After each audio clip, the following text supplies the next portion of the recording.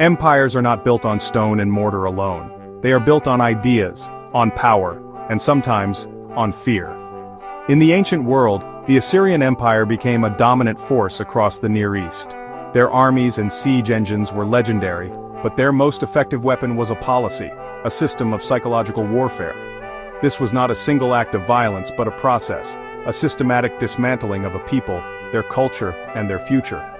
When a city rebelled, the Assyrians didn't just defeat them, they erased them. The cord, as it was called, was a warning written in blood and tears. Imagine a thriving city, its markets and temples alive, suddenly turned upside down. The Assyrian army arrived not just to conquer but to unmake.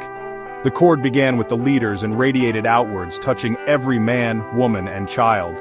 Neighbors became refugees, homelands became memories. The true genius of Assyrian control lay in what happened after the battle was won.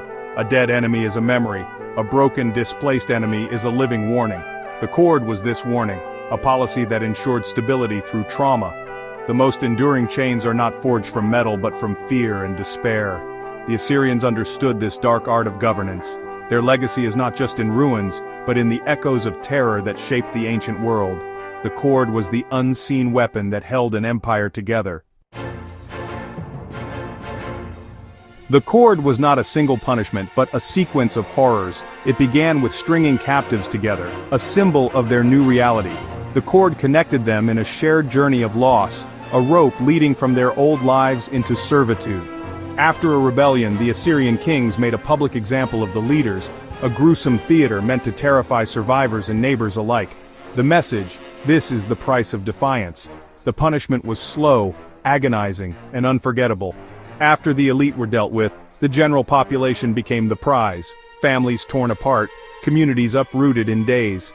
The Assyrians marched them out, leaving behind everything they knew. They became property of the state, human spoils to be moved like livestock. Mutilation followed, noses, ears, or lips cut off as permanent marks of shame. These marks made escape and reintegration impossible. The cord was a process of destruction, not just of bodies, but of identities. It was a calculated act of humiliation and control. The Assyrians ensured that the conquered would never truly belong anywhere again. The cord was a promise. Agony would be slow, and the memory of defeat would last a lifetime. This was the beginning of the end for their way of life. For rebel leaders, the end was a nightmare displayed for all to see.